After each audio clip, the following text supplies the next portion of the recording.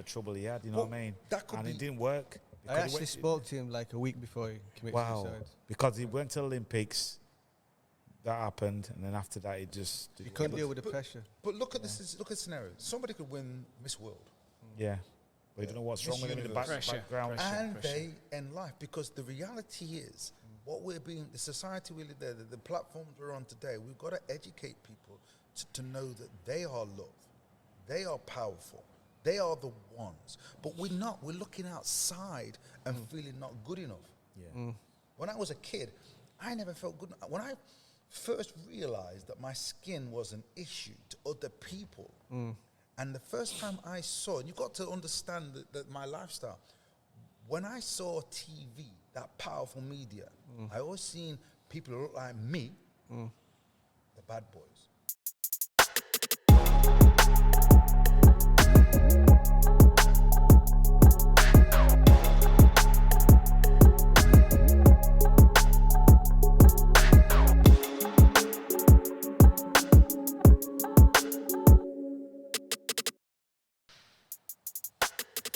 Oh yes, the 13th and final round. We've got special guest Neville the Saint Brown. We've got him here. What's saying, Nev? Yeah. Yeah. How you feeling, Nev? I'm How's good. it going? Are we good? Are we live? Are we Live. live? We're here, Nev. We're here. Are Yes. we live? Yeah, I'm good. Do you know what they call me, the Saint? I never actually understood that. No? So that you- was given to you, or was that something what it evolved, or what's saying? Yeah, I never gave myself a name. I mean, I came onto the boxing scene real quick, and next thing I was called the Brown Bomber. Obviously, I was knocking people out, and it was called the Brown Bomber. Go on. And then I got called the Craftsman. I got a fan from actually from Bradford, from Name? oh, is it? I'm doing myself a favour now. Trying to remember his name now. Was he a boxer or anything? No, it wasn't a boxer. Just He came a up and fan. he started giving me T-shirts and stuff with my name, and he said, "And I call you the Craftsman." So the Craftsman kind of stuff. I kind of liked it, but it wasn't really standing out, Yeah, was it? yeah. So you Wasn't had aggressive. you had more nicknames than Rocky Balboa, yeah? Apollo Creed. Apollo Creed was the one, wasn't he? So Yeah. Nev, just let me crack on with this. What I was thinking, this isn't auditioned, you know. I'm just bringing it to you. Freestyle. So I remember you, February 1996. You are the biggest memory to me. I'm hoping you remember. Listen, February 1996, I walk in Brendan Ingles' gym. I'd had a 5-year amateur career, you know, and I walked in the gym, and Neville Brown's training for Steve Collins. Wow. Yeah. Wow, good that. And this guy made me feel good. You know, this guy's winking at me, smiling. I'm thinking, that's Neville Brown. I mean, winking at me, smiling, made me feel good. I was 19. Yeah. And Nev was training, man, like relaxed. I thought, this guy looks good, you know, he looks clear.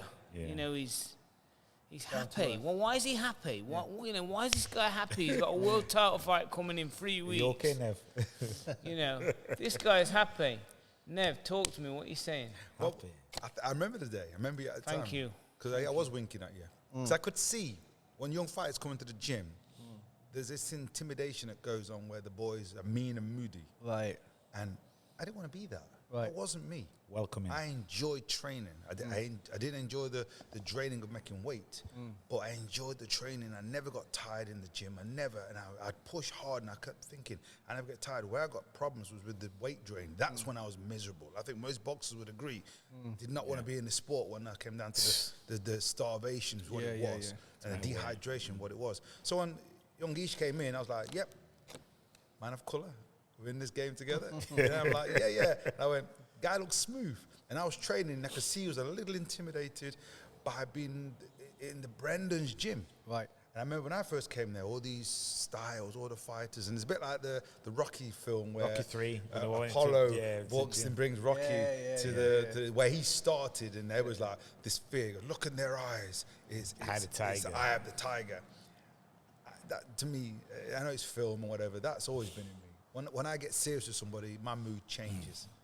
Yeah? So when I go into the ring, I switch on to what job needs to be done. And I could see it when young fighters come into the gym and they're sparring for the first time. And they're like, the eyes are excited. They're it's just a spar, calm down. We're going to get sharp. We're going to be getting each other to the best we can without damaging one another. That was always my motto. Yeah. So I saw young Ish come in. I could see all of that. It was like watching me again as a youngster coming through. So I just gave him the old thumbs up and went. Would you say you went through that when you went into professional boxing, when you went into the gym? Did you feel that environment and thought, I'm not going to do the same thing? No. When I turned professional, I was hoodwinked into it. I was disheartened with the amateur game, right? The politics. So I got let down big, and I thought, I've got to come out of this. I lost the Olympics, and I thought that was my goal, to stay for the Olympics. Wow. I'd got a bad decision for the European Championships where I'd beaten the world #1, and it was shocking to give a guy 2 standing counts, and I got the counts. That makes no sense to this day, and it still went ahead. Neville, what was it like going into Olympics? I didn't go to the Olympics, did I? No, what did you say? I didn't get to the Olympics. So what did you do getting to the final? What happened? Explain. Well, Richie Woodall took my place to go to the Olympics, and it was a bit of controversy. Yeah. And I kind of, after winning the Europeans, and I seen how amateur boxing really was, because the noise wasn't there. Right. People didn't see until Roy Jones, a year later in the 88 Olympics, got such a bad decision against the Korean. Terrible. And people went, oh my God, did they really do that, Nev, in boxing? I goes, yeah. I didn't realise that, because I thought with TV watching, they behave themselves. If they can do what they're doing in TV, watching, what are they doing in the small back rooms? Right. And I hate that. I hate that with a passion. When I see young kids training all their life to get to this goal, just to get to box for their club, and then maybe box for their county and get to the stage where they're boxing for a championship, a meaningful championship, and then get a decision that clearly everybody knows who won. Yeah. Even the guy who's been given the decision, no, he didn't win. And people, how does that help the young fighters? And I think that today is the disease that's destroying, I believe, it's destroying boxing today. Because people think, I'm going to put all the effort in from the age of 11. I mean, I was doing my job when I was 12. And yet, I get to the stage where I'm now at the pinnacle, and now people, I can't get my head around it, decide to put their side on it where I don't get the decision. Right. I do not mind, and I say this half-hearted, if I get beat, I'm the first person to shake that guy's hand. Because I know how hard I've trained. The only time I get disappointed is if I get pulled into the ring too quick. If I get rushed into a fight that I wasn't, and I get a chance to get the weight off and I didn't get a chance. Steve Collins is a prime example. People said to me, how can you be so happy? I goes, I'm going to have a crack at the world title. I know it's not a weight I should be at. I'm not a 12-stone fighter. I'm an 11-stone fighter. Right. And I went for I couldn't get a fight at 11 stone. Right. So you put the weight on. So I just trained. I couldn't. So I was having like 3 breakfasts to get to 12 stone. Wow. I was walking around at 12 stone, but when I started training, I would go down to 11 stone. And I'm really 11 stone to my light middleweight, 11 stone fighter. Right. Couldn't get no fights at 11 stone. Nobody'd come near me at the time, so I ended up going up to middleweight because Errol Obama Graham lost to Frank Grant. Right. So I knew watching Frank Grant, when he beat Errol, I goes to my friend Ivan, Ivan Douglas, I goes, I believe that's who I've got to beat, because he's trying to make a name, he'll look for a name, I think he'll pick me. Because everybody else is avoiding me. But it was at middleweight, and I wasn't a middleweight. Remember that fight? So I went up to Frank, and to this day, I love Frank Grant. It's his friend. Yeah, it's my mate, that. He's my mate too. Do you know what? Because terrestrial TV, that. Yeah. Right. He was. Right. I remember watching that fight as well. He gave me a chance to fight. Yeah. Nobody's given me a chance. Nobody's given me a chance. And when I was getting one, it was like 3 weeks' notice, and if I pulled out of it, I didn't get a fight. Yeah. So you said earlier, when I turned pro, I signed with Mickey Duff. But actually, he told me I would be moving to America, and I'll be training in America, in the States, with Lloyd Honnigan, getting him ready. So I thought, where do I sign? So I'm signing this. And next thing you know, 18 months later, I'm still in Burton-on-Trent training on my own, because we couldn't train with the amateurs. So I was training in a gym in Burton under the bridge at Derby Turn on my own. And eventually I thought, I've got to get out of this situation. Let me just say this, John. You've got the sheet there, Nev, yeah? The career, yeah? Just start from the very beginning, because we've all got a different path You know what I mean? But my man did 11 fights, 11 KOs. 11-0, 11 KOs. That don't happen. Do you understand me? Look at the TKO, the KO, the KO, the KO, the TKO. Puncher. Yeah, so it's 10, and then on the 11th fight, you got a points decision against Tony Booth, who's fought everyone, right? Yeah, Tony. Yeah, I was. I noticed I was being dragged down to 11 stone, and then the guys I was fighting were coming in 2 stone heavier. Yeah. And it got to the stage where it saddens me, but it's about money. I never made no money as a professional fighter. Let's get that straight. And I think Joe Kawasaki was saying the same thing. He had 20 fights, undefeated, and he's getting nothing from Mickey Duff. I was on £800. It's a joke.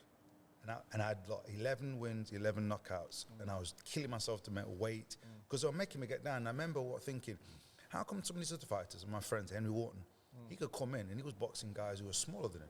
And he was the bigger guy. And he looked sensational taking these guys out. And I thought, that's what I want to do, so I can look good. But I was being dehydrated and drained to box. I didn't know who I was boxing. It was like amateur. I didn't know who I was boxing. And I turned up at the event. Oh, that guy's pulled out. That guy's pulled out. And I was getting used to this, but it was not good because the amateur status, they did the same thing in the amateurs. I had 90 amateur fights, and I think I should have been 150. The amount of places I went and fighters pulled out. What age did you start? Amateur. Amateur. I walked in the gym, 12 years of age. Oh, so you started at 12. And then a year later, I got registered with my trainer, Mickey Lynch, who was like a father figure to me. And that was for this club, Burton, yeah? That's for Burton ABC. I never So left you're still here. We're still in Burton now. Still in Burton on Trent. Burtonian, born and bred. Loyal. So I never left that. But obviously, we trained for England. I think England training camps saved me in a lot of ways because I wasn't getting. Mickey left us, and we had other trainers over the years. And Pete Holmes, who runs a gym, other guys. So I had other fighters. I met some great trainers. But the difficult thing about meeting new trainers is they have to start again from scratch with you. Relationship building. The relationship start again.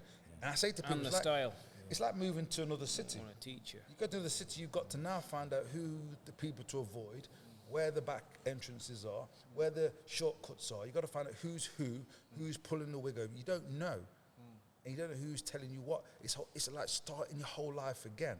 That's one of the reasons why I didn't leave Burton. I said, you know what? Went to London for a while, didn't feel comfortable, came back to Burton. Who did you train with in London? Harry Griver was a fighter, taxi guy who was a brilliant coach. Who did you have in his gym? Peacock. I was at the Peacock. Oh, Peacock, right. Peacock gym. Brilliant system over there. And some good fighters coming through. But I felt like I'm a loner. Because you're outside, right? Yeah. You felt like I went to Brendan's. When I went to Brendan's, I'd gone to Nobby Knobs. Well, Nobby Knobs, I had no direction. I turned pro. I had now lost to a guy called Paul Wesley, who had a record of 27 fights. He'd only ever knocked out 2 people. I was the 3rd person. I was so dehydrated for that fight. And I was on you know those Swiss bikes where there's fat? I was on them for 3 hours trying to get the last sweats on as well. to get down to 11 stone. I couldn't get there. I was dead. And eventually, Mickey Duff was saying, if you don't get down to the weight, we're going to take out money off your purse. Remember, £800. You don't get much anyway. That's 10% out. So I wasn't happy fella, even though you saw me smiling. I wasn't a happy fella because I seemed to be against the system. I didn't know why.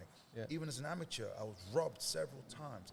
The big one, the Olympic time against Richie, I ended up having a box off with him, even though I was given the ticket, and I beat him soundly.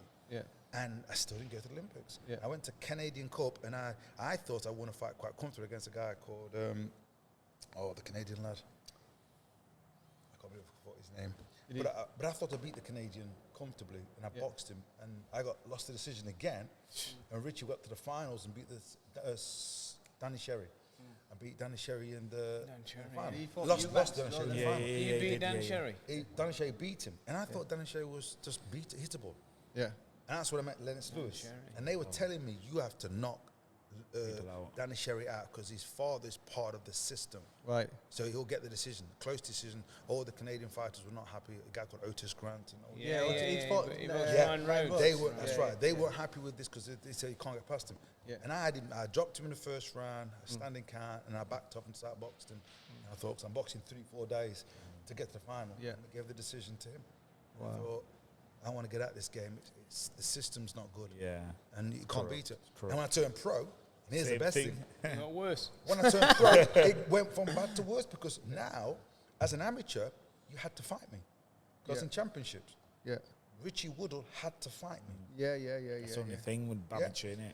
But as a pro, I did not realize they do not have to fight you. Money and business. They do not have to fight you. So I Money was there and knocking at business. doors. They weren't opening the door. They weren't listening to me. I couldn't. I was like, what's going on? I thought we were supposed to fight. So the amateur was more professional Yeah, it than is the now. amateur because I knew I was going to box next week in the schoolboys. And they know all And your then boxing. You if had I to won, fight. I'm going to the next 2 weeks. I'm boxing again. So I had 6-8 years of that. Then I boxed for England, and then it was in the European Championships. I always knew when I was boxing. Politics. Then the Would you say it's still like that now, or has it got any better? Just No, for it's the worse. audience, Just The same, man. Yeah. Just the same, I even think- more, because everybody thinks they've got to have training camps and they're a world champion.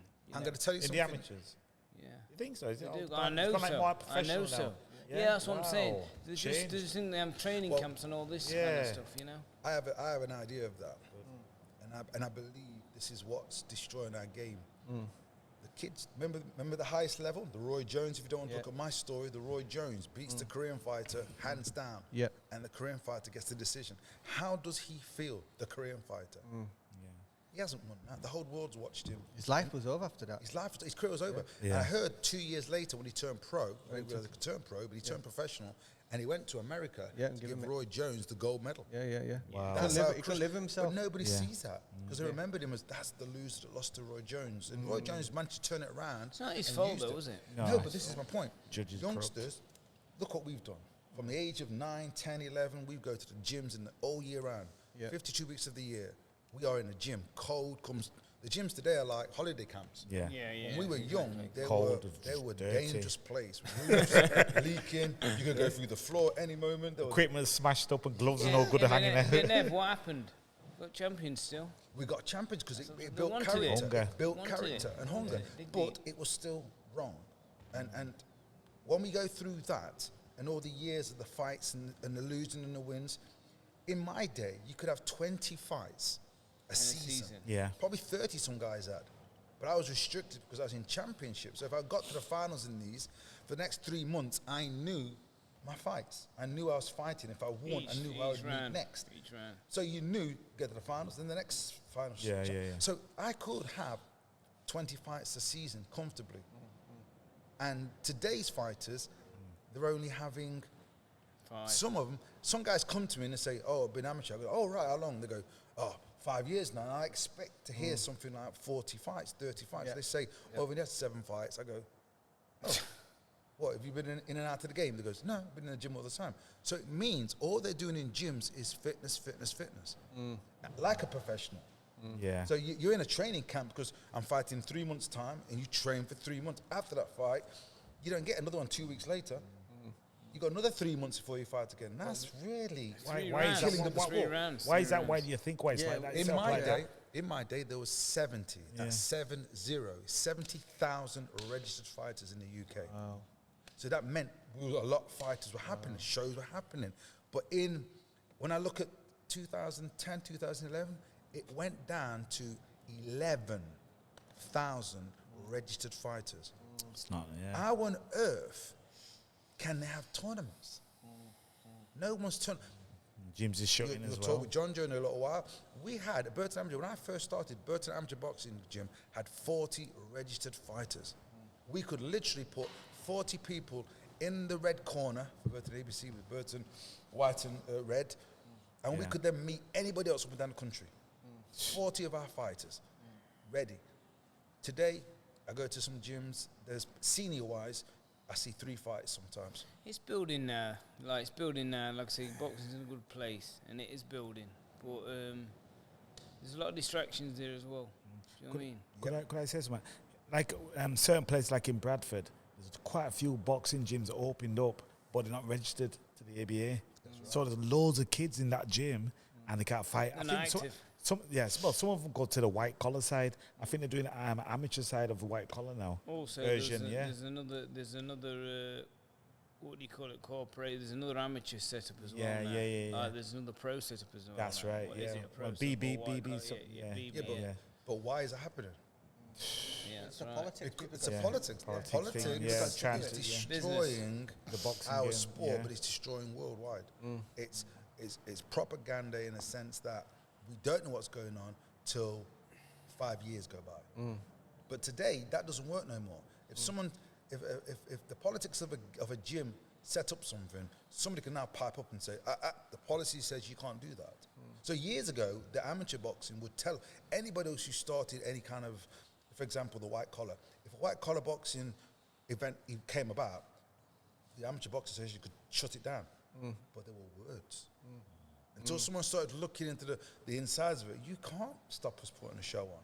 So now, with all this jumping through rings and whatever's to make something happen in the amateur game, people now realize I don't need to go through that now. Right. Because if I sign a piece of paper, which is dangerous, Yeah.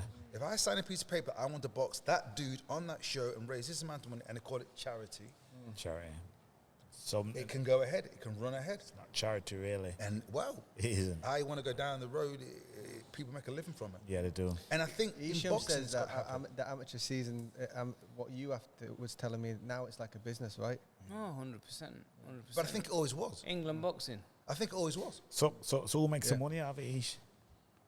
What you mean? You said it's a business. England boxing Yeah, is a they business. make the money, yeah, So yeah. when I'm telling you, and I'm not dissing nothing or nobody, it cost me £1,000 a season. Wow. You know, for all my registered boxers, Right. all the courses, all the affiliations, It's like a pro. first aid, the amount of things. Right. It's a business. It's like boxing pro. Cause like It's a last business. 2 weeks ago, I've had to renew my first aid. Yeah, and pay exactly. for that. If you don't pay for it, I've got you gotta free first aids, support working, amateur boxing, pro boxing. Yeah, They're all different, Nev. Yep. They're all they're different. all different. The one in the professional, I think it's St. John's first aid they Yeah, use. yeah. And then obviously with my other job, it's a different sort of first aid, but it is a money thing. Yeah. I know. In a perfect world, what would you like to see change? In a perfect world Come on, Nev. scenario. In my scenario, I mean, I'd love to get into the amateur game again and the boxing Yeah. game again, and I would love, the way I see a healthy system working is a fairness. If you can't get it fair with the children, and they are the reason we're here, I go to events and I can see fighters, I don't know who's going to get the decision anymore. I don't know who wins these fights anymore. Because I think to myself, Red's won this. And then it goes, the blue guy gets his hand put up. And I'm thinking, Yep. these are professional judges, Yep. supposedly. Yep. And they're finding the wrong decisions. And they've changed the boxing rules. I mean, there was, after the Roy Jones scenario, they then did this point system, which I loved. Yep. But they were still coming up the wrong. Yep. Clearly, I've seen fights in them days where it was wrong, where it was 20 to 16. Then there was, I don't know, a TKO. Yeah. And it was still 2016. Yeah, so yeah, didn't that punch register? Yeah. The phantom punch that knocked someone out. yeah. So it clearly wasn't working. But I do think that's the way forward. Yeah. I do think we need to video fights, especially at championship levels. Yeah. Video it so we can. I don't mind waiting 15 minutes to see if I did get Like the a decision. VAR, like at football. It can be done. I remember Tony Wilson in the 1984 Olympics. I think it was America. Was it Los Angeles? He beat the guy, won the quarter, got the bronze medal. He won the fight. They were leaving the ring. They pulled him back in, and they reversed the decision and gave it to the other lad. I think I remember that. I've I never was- known I that. kept I've never thinking, known that. Yeah, I've seen it. We I've can seen do it. this then. But they say today, no, when I lost to Richter, I've never known the decision they return. won't change fight it. do that. When I've seen I it, yeah. boxed as an amateur, when I boxed in the European Championships and I boxed the world #1, Richter, everybody in the arena knew I won. I gave a guy a standing count. He hit the deck. I ran to the neutral corner and I got counted. Not once, but twice in the same fight. People When you put him down, when I put him you down, took account. I got Oh, that is class. Each- That is class, each- man. I'm Come telling on. you, Come on. one, Oh, one fight, shit, people we're said to laughing. me- I bet people he was said- crying. People said to me, "Nah, Nev, you're just a sore loser." It So you didn't got happen that punished way. for hitting him. So Kevin Hickey, the England coach, I said to him, "Why are you doing something about this?" And he goes, "You got to live with the fact. That's the decision that stays." And I thought, why did you not protest that? And then I think it's a couple of years later or next Olympics, the Korean fighter, after a bad decision in the Olympics, sat in the ring and wouldn't get out the ring. I so respect Protest, that Korean fighter. protest, yeah. Protest. And they had to change the decisions because it was getting wrong. So that's the reason. We've got to get that fair. If you're going to rob children, what's it saying about our system? Because character building. Come on, guys. The character building is done in the gym. We teach the kids how to lose in the gym. We teach them. My coach taught me how to lose. Mickey said to me, "You're going to lose more than you win." I was, 12, 13? I ain't got a clue what he meant. He goes, "Every time I give you a training session, I'm going to give you something to do, and you're going to get to it, but you're going to fail. When you fail, I'm going to watch how you fail and how you adapt to it. And then next time you're going to beat it, and they're going to move the goalpost. Good coaching. And I'm going to keep moving you forward at a steady pace." Good. And he taught me how to lose.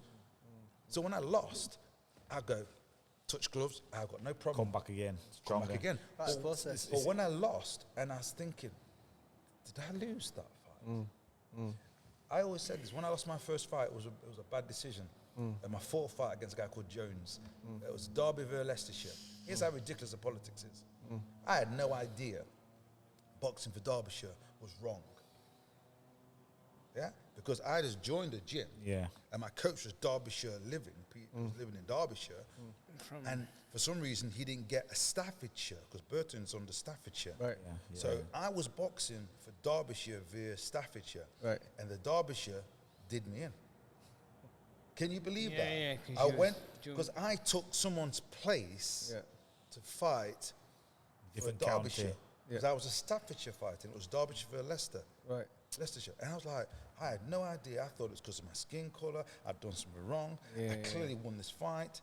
And I thought, wow. So it's in there. We've got people with, I'm going to say cruel or bad intention. Yes, yes. They are the bad seeds. And they're probably listening to us talking now and know it. And if we talk too loud, we'll get pushed out. That's what I've seen happening over the years. When I see good people come into the game of the sport, they are pushed aside unless they've got money. And that's the root of all evil. I think they're trying to. Well, they're trying to improve it. I'm involved with the amateurs 10 years now. 5 judges. 5 judges. That's an effort. But 5 judges. But if the decision's not right, Well, my lad got robbed. I thought my lad did enough. He won 2 of the 3 rounds. He lost 4-1. So it's still controversy all the way around. We'll never get through it. see, It's a I business. disagree. Here's why I disagree. Your job as a judge, can't be biased, because it is the nature for human beings to be biased. I like that person's style. It's going to pull me that way. Yeah. Some people like the guys who just scrap, throw bombs. I get that's entertainment. I get it. We're teaching an art here for kids to understand that art is not to be hit. And then when we've mastered that skill, we have to have the ability to have a style that doesn't show me running. Yeah? So you've got to have a style that's sexy, that draws the people in. I do get hit, Nice to watch. but it's nice to watch. It's good on the eyes, and I can be brutal when need to. But when they get these decisions where, I mean, at one point, in amateur, you knew you'd lost the first round. And I thought, wow, you know that. But in your head, you don't always see this because you're in the mix. So by the time you get to the end, the third round, if you know you've won 2 rounds, you can go on your bike. So is that a good tactic? It's something that can be used. I'd change the sport because we didn't know. But our coaches always said to us, you win every round. You fight for every second. You don't expect to get that decision. But what I'm getting at is, if you've got 5 judges, brilliant. If a fight's close, if I want this going on, I hope people listen to this. This is what I want to see in amateur boxing. I'm Derbyshire based. My man here is Nottingham based. The guy is Leicester based. When we fight, it's as simple as this. Neutral judges. If it's a close fight and we're on your show, I totally get why you get the decision. And I can tell my fighter That's fair. that. That's fair. If you come to my show and it's a close decision, Same thing. we get it. But if we go to a neutral ground, Yeah. then we have to leave it with that gym. Yeah. And what's happening, I see, maybe I'm wrong in saying this, but I see a lot of guys who have got pulling power within the amateur rank or the amateur games or the clubs. If you come to our gym, we'll look after you. Hang on, just let the boys who are going to fight sort it out. Yeah. I see guys who've got fighters. I've had it done to some of my guys when I've done some of the boxing with the white collar stuff. I don't like getting involved in that so much, but I train guys along the way for fights. And I see them go to the fight. And once someone knows I've trained them, they literally up the ante and put a top fighter in with them. Somebody they should be, but they're still a novice. It's still their first or second fight. And they put guys at 60 fights in. Okay, I'm exaggerating there. One fighter did that. It was disgraceful. 40 fight European champion went in against my guys the first fight. That's mad. And because I was training, because my fighters don't, okay, it's the way I've trained them. They don't box like amateurs. They don't, I will phrase that again, they are amateurs. They don't box like they know what they're doing. There's an art I brought to the ring, and they're performing that art. And you've got to beat that style, that Kronk Gym style, that Brendan Ingalls style. I've got a style. They've got to beat the Brown style, the smart to box style. But we win the fight comfortably. After the fight, this decision goes the other way. Is it because they're getting at me? They're getting at me by beating the kid. That's what I get. And I don't understand that. Why they're not using us as experienced fighters who've been in the game, who've been through the trenches, and we've put our hands up and said we haven't always been 100%. But you know what? We bring a lot of experience to this, and we know what we're talking about. Giving it back. Giving it back. We've got to. I think we've got to be in schools. I think boxing's got to be brought back to schools. It's got to be trained about how to handle diversity, handle situations in life, because life's going to throw things at us. Life's going to always throw things at us. Let's say, like when I was talking with John Joe earlier, life is not supposed to be easy. We've got this impression we live in a bubble. Oh, life's easy. No, it ain't. Yeah, but life is not supposed to. No, it's never. It's how people can take it. Some amateurs, like bless his soul, he committed suicide. The amateur boxer who's boxing in Sheffield. Remember him? But if a guy commits Sutherland. Yeah, Sutherland. But if a guy commits stuff like that. But if a guy commits suicide, that's got nothing to do with boxing. Well, he boxed and he that's the society we are living in that's hurting our youngsters. It's hurting us as a people. That's not boxing. Well, boxing is going to save more lives than lose. Well, I think Neville, he used the boxing to hide that feeling, whatever he had, whatever trouble he had, you know what I mean? And it didn't work. I actually spoke to him like a week before he committed suicide. Because he went to the Olympics, that happened, and then after that, he couldn't deal with the pressure. But look at this. Look at the scenario. Somebody could win Miss World. Yeah. But you don't know what's wrong with him in the background. And they end life, because the reality is, the society we live there, the platforms we're on today, we've got to educate people to know that they are loved, they are powerful, they are the ones. But we're not. We're looking outside and feeling not good enough. When I was a kid, I never felt good. When I first realized that my skin was an issue to other people, and the first time I saw, and you've got to understand that my lifestyle, when I saw TV, that powerful media, I always seen people who look like me, the bad boys, broke, starving, no money, stereotype. can't stand themselves. That. The first time I saw on TV a man or woman that made me feel so powerful and invigorated towards life, Michael Jackson. The Off the Wall album, that was the most. Showing your age, to son. see a person. Showing your age, son. To see, I'm my 80s. friend. I'm up there, mate. 80s. To see a person on TV Short pants. to draw that much attention. Muhammad Ali was up there, but I was too young to know what was going on there. Bruce Lee was up there, but I was too young. Bob Marley, I was listening to Bob Marley, but I just didn't understand. I didn't understand just the what music. was going on. My man don't like Bob Marley. No, I do like him, but it's just I don't listen to him. What do you mean? He wants to play in the car. He won't play it. Why are you playing the car? Who won't play Bob Marley? I don't play the car. I don't listen. Come on, man. Bob Marley? Yeah, I won't play it. No, Jamaican. What Bob Marley's preaching? His songs are still relevant I today. understand. I understand he's preaching out about life, what he's been through and everything. And it's good. But what he's saying is relevant to oh, what's going definitely. on today. Yeah, it is. That's how powerful and the future as well. Oh, he spoke about the future and it's coming through right now. But the joy from the music, the rhythm, as Bob Marley said, if you don't feel it, music you have to feel. Yeah, you have to feel. Yeah. Can I say this? Can I say this? Yeah. Amateur back in the day. Can we zoom forward now?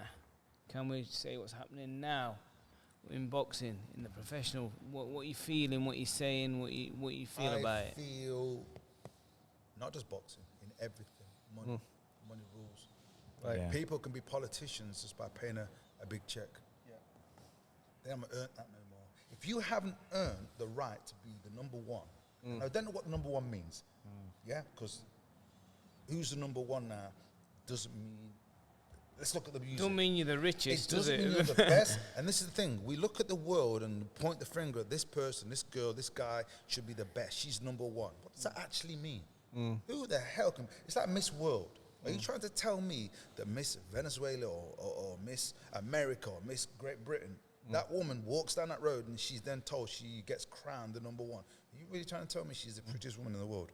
She's the number one over there. That's my point. We all have a different number one. My lady's number one. Yeah, that's Your right. lady's number one. Amen. In my world, I am fit the definitely picture. number one. And we're I getting can't that. be, my kids come in, but if I put my kids before me, Yeah. we mash up. Yeah. So I have to be number one, not in a That's right. selfish Beautiful. way. Not in a selfish way, but you know what? My family, my kids, they're right behind me. They're what I'm fighting for. Yeah. That makes sense, yeah? And my friends and my companions and the sport I've chosen, boxing. So when I see it getting abused the way it is, and I can only look to one thing, it seems to be money. Would these fights happen if it wasn't about money? See, this is the thing I want to say as well. We've always known this about the pro ranks. And we started this conversation, and I didn't forget in the hallway, is fighters have had to get cleverer at promoting themselves, marketing themselves. I mean, Brendan used to say, you got to sing, you got to dance, you got to entertain, right? That's right. So we come from that era. So you get guys like Tank, which understands if he fights the fighters that could give him a challenge too early, he's not made his money, so he has to build a profile. Mayweather's, this is why I say Mayweather is not the best fighter of all time, but Mayweather is the best prize fighter of all time. He is. But what does that mean, the best fight? Again, back to this number one. Look, we are conditioned from school. Yeah. The test. Get tested. Word test. 20 words, spell these words. How did you do? 10 out of 20. Not good. And the people who got 19 out of 20, there was a system behind that already. My parents couldn't read. My dad could not read. My mum is British born. She was not a good reader. So I didn't get home and sit down and get that book read to me. I didn't get that. What I got told was, get from under my feet and go do something. Go and read it. So I was active. I was already running around doing stuff. So I was already going into the sport world before I knew it. My point is, we're playing catch-up. And it's a system. Now it's exams. You got to be the best in your class for this. You got to be the best in that. You got to get to this certain point, or you're not good enough. Straight away through school system, everything. Even the athletics, guys win. And the good thing about sport, when you win, You get looked after. knew Yeah. I had to work for that. It didn't just happen. Didn't just happen, did it? If it did, that would have destroyed that character building. So you're saying money in business is overruling us? All I'm asking you is this. If you fit the picture, man. When I see fighters, when I was young, and Tyson was, me and Mike Tyson the same age, right? It's about 55, yeah? When I used to watch Mike Tyson box, people that come up to me who don't understand boxing, and this is who's took over boxing today, the fan side of things. Armchair. Yeah, when you're talking to people who know boxing, you understand. When you get talk to people who've never been in the ring, there's a certain language they use, and you know they've never been in the ring. They'd say to me, Neville, Mike Tyson boxed the other night. I could have done better than that. I go, could you? He goes, for 4 million, I'd have gone in there with Mike Tyson. And do what? And I'd go to him, no you wouldn't. Hear me out. No you wouldn't. Yep. I would. For 4 million, no you wouldn't. Trust me. Because that person who got in the ring with Mike Tyson, although he didn't perform to the ability you would like him to, What he went he's through. been in the game for 20 years. Yeah, He's been boxing since years of 8. He got almost to the Olympics. He almost won a world championship. And then he gets put in as a number one. How he got to the rankings, that's another whole system again. Yeah? As he gets to the rankings, and then he gets up there, he's now chosen to fight Mike Tyson. But he's had to take those knocks to prove. Look at today. I said to them, you can't just walk off the street and walk into a box room with a world-class fighter. No. Am I eating my words today? There's YouTubers walking up the street against world-class fighters, and some of them, was it Saunders? Saunders underneath. Yeah. Yeah, Billy A YouTuber on a main event. Yeah, in LA. Yeah, that's right. So I say to myself, here's the point. I say to myself, disgraceful. Yeah. But you know what? And I hate myself for this. If the phone rang today, Nev, we've got a guy for you. That's what I'm saying. 20 million. Do it. Do you want it? Where do I sign? Nev, do you want to call anyone out on the podcast? Anyone you want to find? It's a banker. Have you still got itchy feet now and again, though? When he hit the bags, Come on, you're a boxer, you're a fighter. Okay. You've been there 25-year career. People keep asking me this. I never retired. That's it. I got set up for a fight to box. I got 4 weeks notice, 4 days notice, even though I'd asked to fight on this show 3 months earlier. And I got told I couldn't because I had dropped out of the rankings. Yeah. Because I'd broken my leg playing football. So I dropped out the rankings for the Commonwealth. And they said I couldn't box for the Commonwealth. And then 4 days before the event, I got a phone call. Ramrose pulled out. Would you take on Sam Solomon? I went, for the Commonwealth? I went, yeah. Thinking I'd have 2 or 3 months training. But they went, it's in 4 days' time. Wow. Not fair. And I said to myself, if I take this fight, I walk away from this sport because I'm selling my soul. I said to him, no, kept coming at the phone calls. No, keep coming back. Eventually, they upped the money until I eventually took the money. Because it starved me out of the fights. I was training in the gym, I wasn't getting any fights. I gone back to when I started. Couldn't get fights again. So I then ended up going to the fight, took the fight, put my hood on my head, stopped myself in the fight, by the way, because I had nothing left from round. I had nothing left from the weigh-in. I had nothing left in my body. And Sam Solomon's a great fighter. Was your tick today for Sam Solomon? I know, unreal, 47. Fitness machine. So he was fit, and he turned around. He turned around a year later, after the fight, and they asked him who his hardest fight was, and he said Neville Brown. Wow.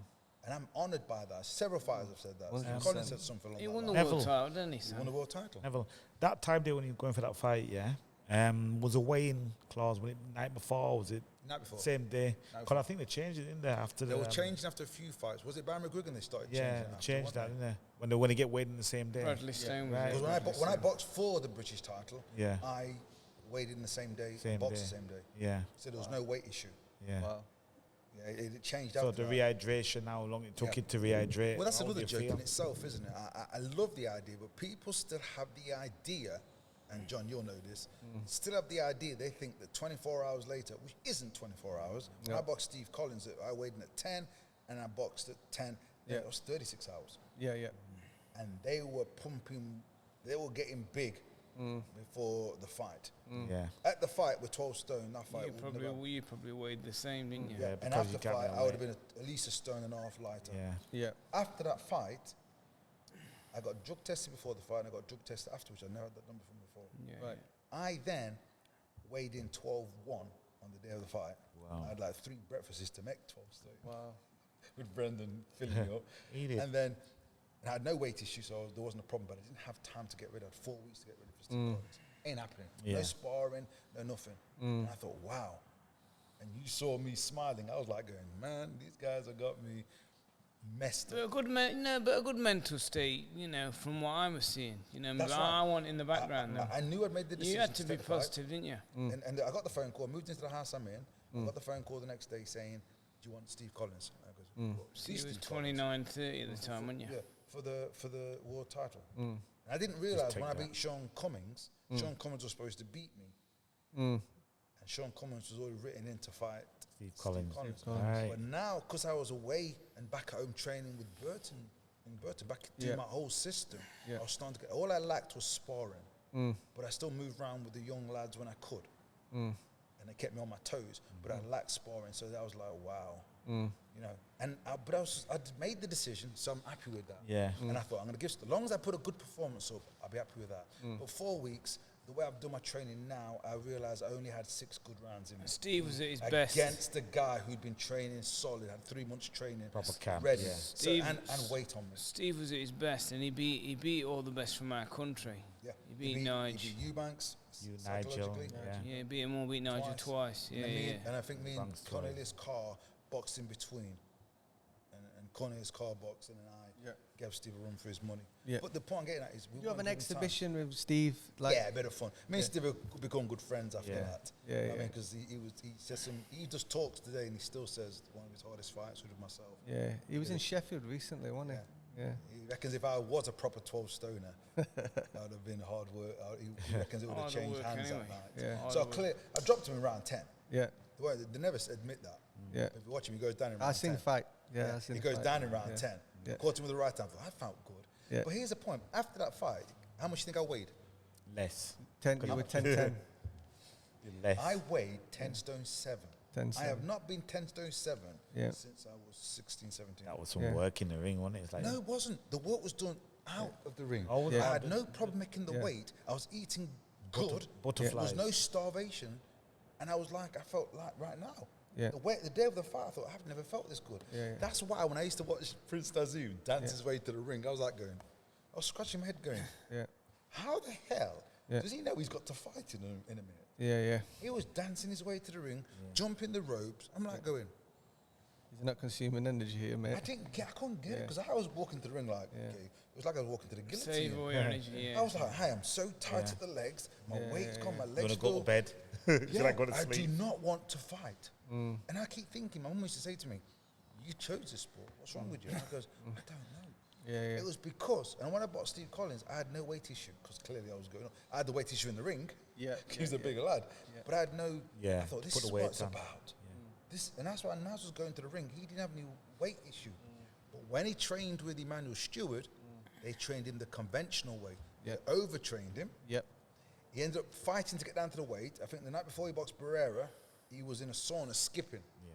And he said when he finished skipping after 10 minutes in the sauna, he said he was so exhausted he had nothing left. And guess what? When he boxed Barrera, he didn't dance to the ring. And he did not jump over. He didn't Walked jump. to, he The walked first to, time he he didn't stepped- jump over. yeah, the He ring did as well. not jump over mean, it because you- he was yeah. battered. And I went, right, Yeah. there's our problem. We today, yes, me Yeah. earlier on what would make the Yeah. boxing safer. We are overtraining our athletes. Yes. Yeah, yeah, yeah. I was battered. If you look at and I'm glad some guys on the pods I'm listening to and watching to the top, I listen to the nutritionists and talk, and they're saying that if you look at a athlete today, bulging biceps, 6-pack, muscular, men and women, muscular, they are not in shape. No. If you took their bloods and took their homeostasis, they're out of sync. They are overtrained, they are battered. The 78-year-old woman has a better homeostasis, hence she's fitter. There's two ways to look at it. So, like, when I'm coaching people, I ask them a question in the consultation. I said, do you want to run for the bus and look good, or do you want to look good, or do you just want to run for the bus? Right, okay. Right? And if they say to me, I want to run for the bus, then you're looking for cardiovascular fitness, which means cardiovascular fitness is internal fitness. Yeah. Right? So you could have Mo Farah, who looks like, let's be honest, anorexic, but can run 26 miles, not break a sweat. You can have Usain Bolt, who can run 100 meters and then throw Short up, distance. but looks aesthetically better, right? So the bodybuilders have got something here, right? Because the bodybuilders don't do any cardio, but can have a 6-pack, but die at 45, because they focus more on the nutrition, Stomach. protein, and looking the aesthetic look of how they want to look. So this is what I have to do with even now as a coach. They're like, you're not bulging with big muscles, just like the other. Well, that's because I want to look fairly aesthetically good looking, but I won't sacrifice my cardiovascular endurance because that's what I've done all my life. Yes. Yeah. So it's the balance of the two, and it's very hard to convey that to the general public because we live in a society where they want to be focused more on what they look like. Yeah. Image. Yeah, image. And that's image because conscious. that's the same thing I Yeah. get with people who train with me. I'm saying to them, Don, you've got to see what you want to be. Movement is key. People today eat food like substance, don't exercise. So therefore, that's a way to disease. That's the body inviting disease in. Their body's not in.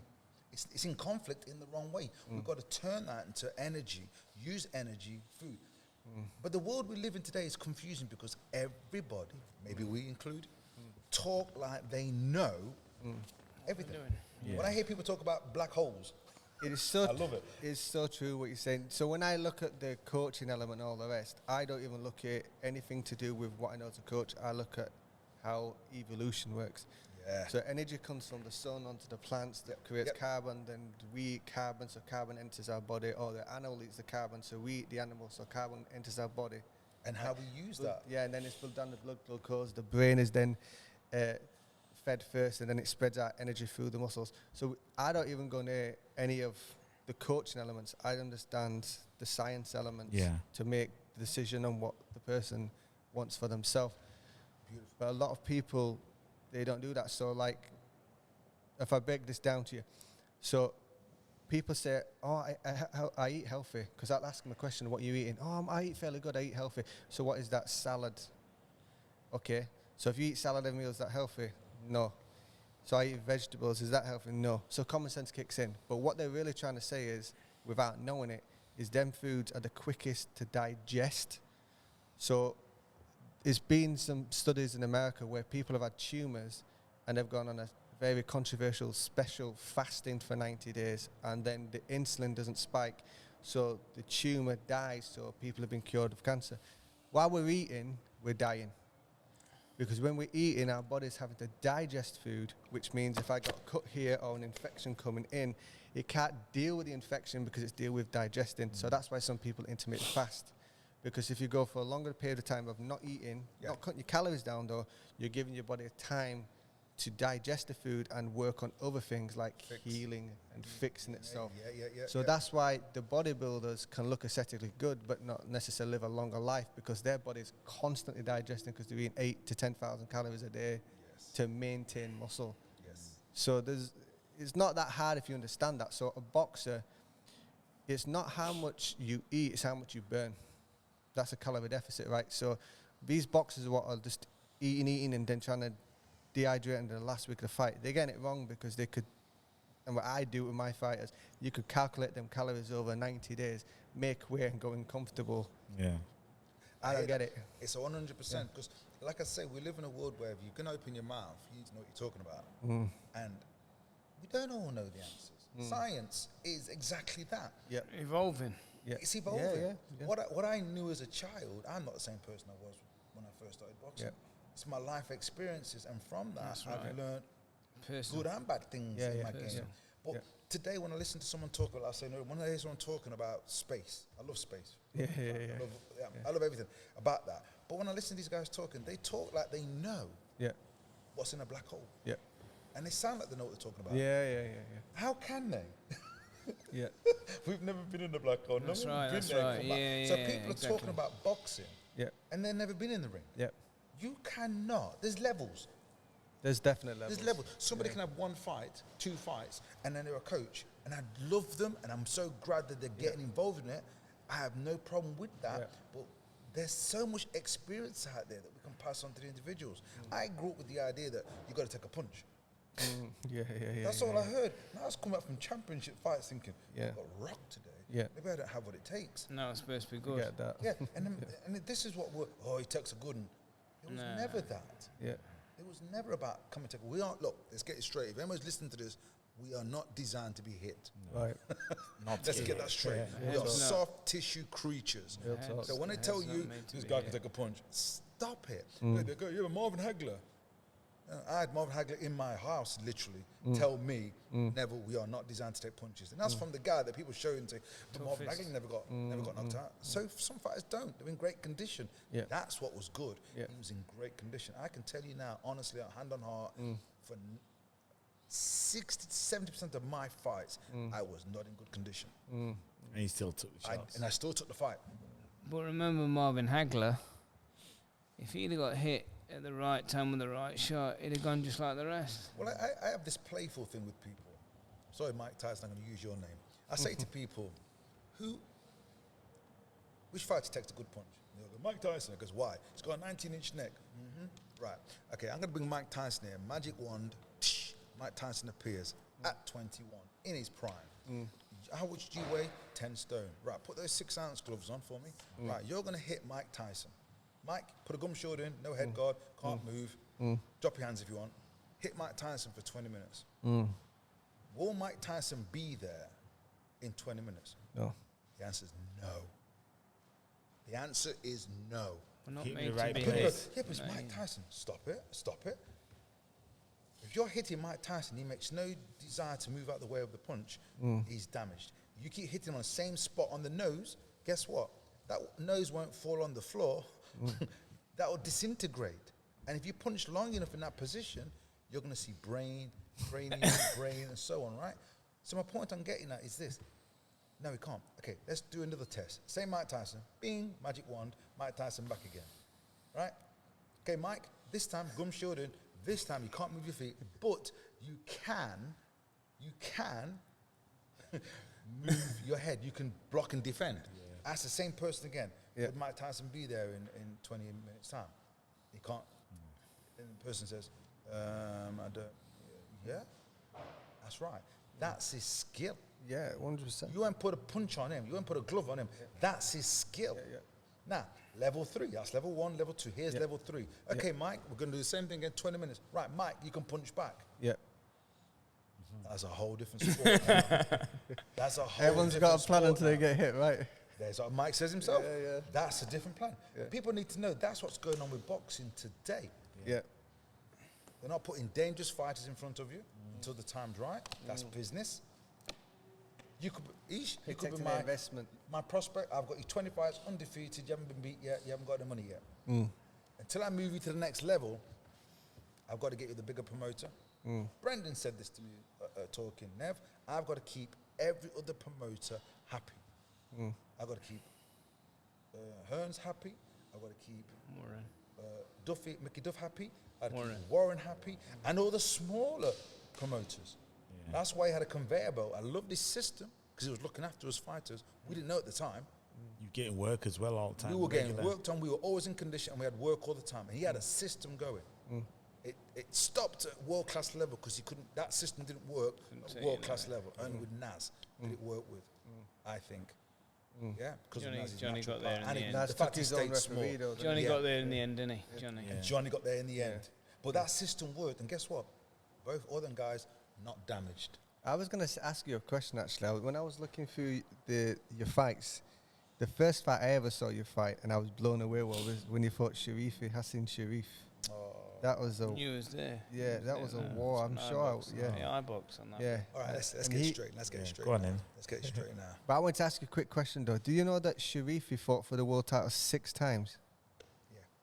6 times. I've never known that. And he lost 5 times out of 6. Because they pick fighters that are entertaining, they're not dangerous. You leave their card up. Sharifi respected the dude because he proved his toughness. Yeah, tough man. Algerian guy. I should never have lost that fight to him. No. I should never have lost that fight. But here's the thing. When the dust was settled, he was victorious. I got no complaint. Well done, Sharifi, for that. But when that fight came up and came about, after I boxed Steve Collins and I had 4 weeks' notice, Brendan, everybody said to me, if you can do that in 4 weeks, what are you going to do back at your own weight? So now I'd made my name. I broke my back as a child when I was about 10. Wow. A sledging accident. Right. I broke my L3, L4, the vertebrae. They call me cat, dog, triggers. Snap, gone. So it gives me more movement than I should have. So it causes me to have a bulging disc. Right. So I got too much movement. Right. But I've always I knew something was wrong, but I didn't find out till I was 29, 30 after the Steve Collins fight. After the Steve Collins fight, I didn't realize till after the fight that I'd done this injury because I'd got overtrained. So I was getting pushed too far, and I knew. I'd say to Brendan, I didn't like this at Brendan's gym. They said you're doing 10 rounds body sparring or whatever it is, and I'd be cool. I'd put 100% into that. Yeah. Then they'd go 2 more. Yeah. And I couldn't stand this because I'd give everything in that 10. But the 2 rounds after, I did them, and they said another one. Yeah, you so they leaving kept it all going in the gym until there was nothing left. And I had leaving days it all in of the this. gym. And then one day, my back was going on me, and I ended up sparring a little 10-year-old. You all that. And he goes, do one more round. And what happened was, I was absolutely exhausted. Yeah. I didn't know what the point of this was. Yeah. So I was moving around, and because the youngster could head spar, he threw a shot at my head. Yeah. I ducked lower than I normally would because he's 10. And it went. And I went under the bottom rope, under the second rope, and he threw an uppercut. So I came up to avoid the uppercut. Yeah. And the rope got me and then twanged me out. I got whiplash off the ropes. Yeah. And then I couldn't stand up straight. Yeah. I was going to about locked. Here, I was locked. Yeah. So I then pushed it, and my body went to spasm. I don't know if you was at the gym that day. I went, my legs locked in, and I was in this crunch position, and they had to rush me to the hospital. And the fight with a Russian fight in Alexander somewhere never happened. And I got rushed to the hospital, and the X-ray, and then they found out then I'd broken my back from this from an early age. And it goes, how have you managed to box and do whatever? I goes, I know I've had the bad back, but I've always maintained not to train if I can. Once it hurts, I'd pull back. I'd overdone this one. The excitement of Steve Collins, the excitement of what he could do, I went the wrong way again, overtraining. Enthusiastic. Yeah. And I got bust, and then it finished me. So now, when I came back to the gym after the 3 or 4, there was talk of me having a fusion done on my back, which scared me because it meant I'd be on my back for 4 to 6 months. Yeah, that's long. That's a long time. That's muscle waste, and there was no guarantee the pain would go, so I couldn't risk it. So I carried on as normal and changed my diet and started eating better, and back got strong again. I came back, but every time I got dehydrated, What year was that? my back spasmed. The year I boxed Sharifi. After What's that? 99. 96. 97. 97. So I boxed Willie Quinn, and the back had gone again, and I couldn't move. You notice my style changed. Like with Frank Grant, I was using the whole ring. Can I just say something? I was going to ask about that just as say well. something and cut you now? You need to understand something. Listen, this is one thing you got to say to a fighter. You know, the main thing you need. I think you guys will agree with me. The main thing you need in boxing is a big heart. If you want to get around in boxing, you know, when this guy got up off the floor from Willie Quinn, was it a left hook? Straight right. Straight right. Listen, the man's head was under the rope. I remember He got up seeing and it, won the fight. Yeah. Now, you can't teach that. You know, that's something. No. That's it. And I think Do you that's understand me? Yeah, natural. But to be honest, I see that every fighter that goes through the ropes. What brings it out is the character that happens beyond those ropes. Yeah, I agree with that. That is 100%. Anybody gets into that ring. Yeah. It's what afterwards. And if their ability is not good, then are they not better than most? Yeah. How much courage is that? If you know you can't You're win not thinking and you get in, It's Just getting in. instinct. It's the Even putting the instinct. gloves on, you can that's it. there's No something we turning go back. through. There's something we go through. Yeah. I want to ask you something, right? I'm a great fan of Frank Grant. As I was going through the amateur boxing career, I remembered when he went for the British title, he won that. So when you got the call for the British title, how do you feel and what happened? And just tell us about the little build-up of the fight, how your training went, your diet and everything. How did you get everything right? I boxed a guy called Busby, Paul Busby. Yeah. And I got into the ring, against Paul Busby, and it was a 10-rounder. Yeah. And I noticed I was getting injured every time I was getting in the ring. Yeah. So you get to the ring, you're supposed to be in the best prime of your life. I was getting in there with a bruised rib, my shoulder, and when in that particular fight, because I didn't understand body sparring at the time, it was a different transition for me. I never really fully understood it until I stepped back from the game. Yeah. But when I boxed Busby, I couldn't throw a left hook. I'd been hit so hard on the deltoid, the shoulder, I couldn't lift it up and throw it across. And I thought, there's no way I can be going into the ring with this kind of damage. Yeah. And it's happening too often. Am I overtraining or I'm just getting hit on the same? I didn't understand body sparring. I don't understand the evasive action you Making do a to miss and I didn't understand that with the bodies because I was used to head sparring. Not that I was a warmonger, but I was used to head sparring. So Frank Grant comes up. I'm looking at my friend Ivan and saying, that's what I've got to beat. He beat Earl Graham. He then beats a guy called John Ashton. I sparred John Ashton. He's a promoter now, right? Yeah. I sparred John Ashton and I thought, Did you know Frank Grant before that? no, never heard of him. Never saw it, so it was new to you. Never heard of him. Right. But what I saw was enough. Yeah. Is he a bit older than you? Is he a bit older? Similar age. Same, the year old or his same age. And Frank And Grant. you'd never heard of him? Never. All that amateur career now, nothing there. He never had, He never had Frank an had amateur an amateur Right. fight. He just went He's- straight to the pro. He'd boxed Sean Cummings and these He had guys. some of He'd that. fought with these guys. I don't know if he'd won or lost again. But he was a proper hardcore Tough, fighter. fit. Tough and Yeah, I know strong. what he was, man. Yeah. To beat So- Earl Graham. So Serious. when I went to now here's the thing about Earl Graham. again, he was used to the Brendan training. They took him down to London, and they overtrained him. So he had no legs underneath him. Brendan was saying to me, he's got no legs. Now he's taking on Frank. Frank's a machine. They trained him over in Manchester, yeah. Terminator, I think he was called at the time. Yeah, Terminator, yeah. Now, what I had good going for me was I had ability to change my style for who I was boxing. So if the guy was a bully, Sean Cummins, I'm going to beat you up. And that was a tactic with him. With Frank Grant, he's a bit shorter than me. He's a tank. Southpaw as well. And I'm not really getting sparring points, and it's a southpaw. Yeah. Technical. So I'm thinking to myself, I outbox him. Yeah. I stick a move. And as he comes in, I punish him when he misses. Yep. That's what I did. Anybody who knows boxing will see that I didn't run from Frank. Every time he stepped forward, I punished him. Because he was strong. I felt his power. But I thought, I can make this hard, have a war with him and please the crowd. Or I can go on my bike. I opted to go on my bike, stick a move, and after 6 or 7 rounds, see what damage I've done, then I was going to take it to him. Same with Sean Cummings. I was going to take it to him in a later. I can box, but I was going to take it to him later and go toe-to-toe with him later. I trained for that. But I didn't need to because he was forcing the shots, so it made it easy for me to step off and use his weight on him. If he's 10 stone and I'm 10 stone, every time he steps forward, if I clash him timing right, that's 20 stone on the chin, plus impact. Now I've got some, I can hit pretty hard. Was you training with Brendan for that or London? What did you say? I was still with Brendan for that, but I went back to London.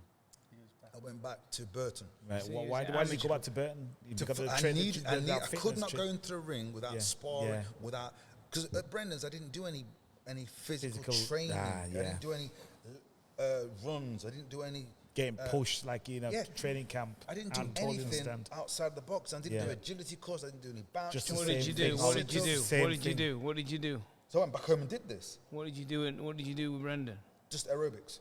What's that? The body I sparring? I just did the bit of body sparring, and I did just the. I now stepped up and said, Brendan, when we're doing 8 rounds, we're doing 8 rounds. I'm not doing any more because you're overtraining me. I was tell him that. Yeah. And he said, okay. And where he knew, some fighters can't train on their own. Yeah. I've always been on my own. So when the Sean Cummins came about, he wasn't happy that I called him up to say I'd trained myself for Sean Cummins. Yeah. And I never had a corner. When it got 2 weeks before the fight, I never had a corner. But the only person I was happy with was Brendan in my corner and John. Uncomfortable. So I rang him up and said, would you take me in the corner? And he goes, yeah, I want 10% of the earnings then. So I goes, okay.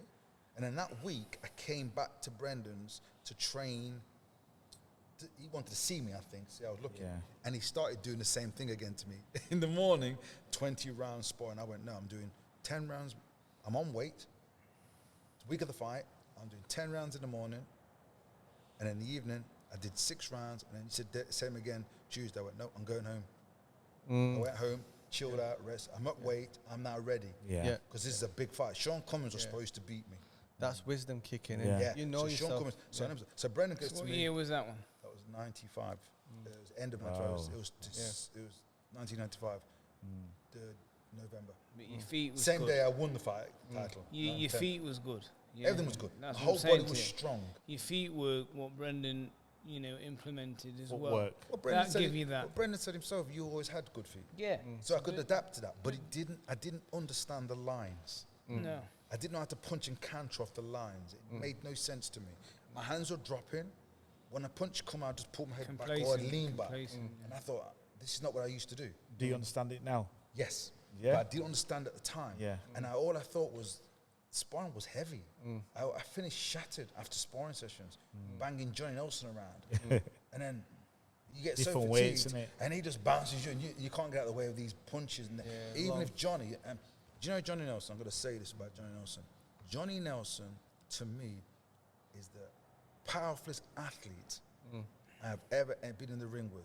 He never lived up to what he was capable of. Horrible. I could not believe. Horrible to spar. I could not believe. Horrible. He is one of the most. He is the specimen of an elite athlete. Yeah. And Strong. yet, there was talk of him talking Agile, about when I think of Roy strong. Jones, I thought Roy Jones is pound for pound the best fighter ever because his movements. And there was Can't talk of him disagree. coming up to Literally. box. Johnny, That's a joke. Johnny will kill him in 2 rounds. If Johnny turns up, I can't see a fighter.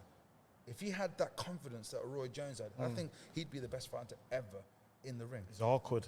Awkward, doesn't Strong, get hit, can but hit. he's specimen. He's a thinker. He's all the way through. I thought when I used to body spar with him, it was a nightmare. And if you could beat him, it made you look an idiot, wouldn't it? Yeah, and that's the art of terrible. boxing. So when I was body sparring with Johnny, I knew I'd overtrained for hit Johnny because Johnny's like a machine. He can't get out of my way.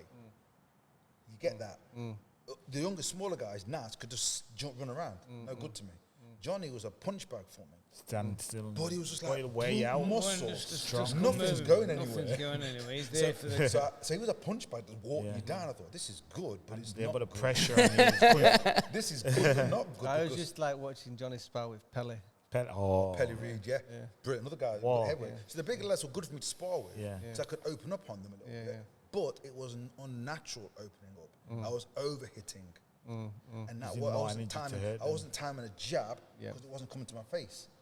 So, but anyway, so Johnny got me. So when I came back, Brendan says, "You're good. You don't need training. You know how to train." So I went to the corner, and Johnny's son took over in the corner pretty much, and I destroyed Sean Cummings.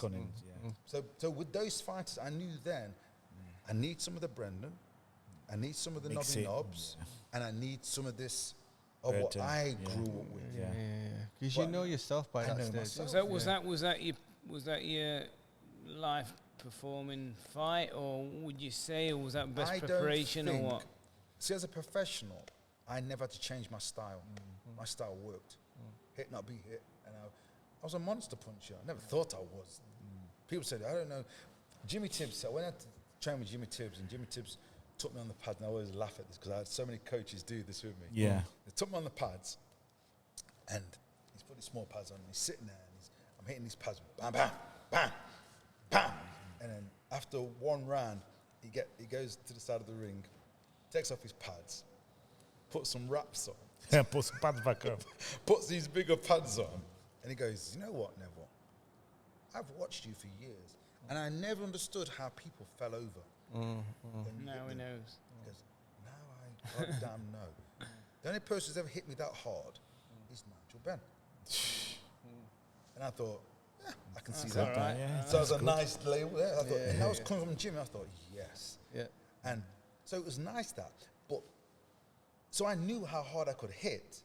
But then I could be with the body sparring. I got to the stage where I was hitting hard every time. John Joe will back this up. John Joe would see me come down to the gym from time to time, and he'd say, see me, and the guys would watch me in the gym. They'd be skipping or whatever, watching me on the bag or on the pads. They'd watch me on this heavy bag, and they'd say, sometimes you'd come down, Yeah. and you tip-tap the bag with fast hands and fast feet, and never an explosive punch every now and again. And then sometimes you'd come down like someone messed with you, and you'd just ramp up this bag for like an hour, just hit this bag with power. And I never noticed he was watching me, because obviously you're in the gym, they're watching you. The youngers were watching us. You're He in goes, your feet. so they're learning from me. Yeah. And then some days you'd come in and you'd be like, how the hell can anybody beat that? I got that from Johnny Nelson. A lot of people said to me, how did you get beat? And I goes, I don't know. And it was because the 7 days before the event, I was usually a stone overweight. Yeah. And I didn't know how to get out of this habit. And when I came to Brendan's, this training camp you talked about, when I used to train as an amateur, I was always in the gym. That's right. Maybe overtraining, but I was always in the gym. Yeah, you was So I never had a weight issue to that until I still got a fight coming up. I upped the ante. When I put the ante up, I ended up overtraining, getting heavier. And I couldn't understand why I was a stone heavier. Exactly. Yeah. Exactly. And then I spent 7 days, no water, no food, and then trying to put a performance against a world-class athlete. Now, back to Sharifia, after that long, drawn off.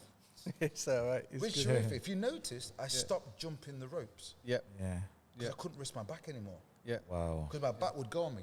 When I boxed Sharifi, Yep. as I got through the ropes, my back clicked. And I went to Brendan. Was you warm? Yeah, So why did it click? because I dehydrated. All right. Dehydration, I was Fluids. stone everything. I'd gone Yeah, down, yeah. and I'd done it wrong. I did not know, as a professional athlete, I Had did to not know how rehydrate. to make weight. Yeah. And I looked at myself, 6-pack, boom, muscles were bigger than normal.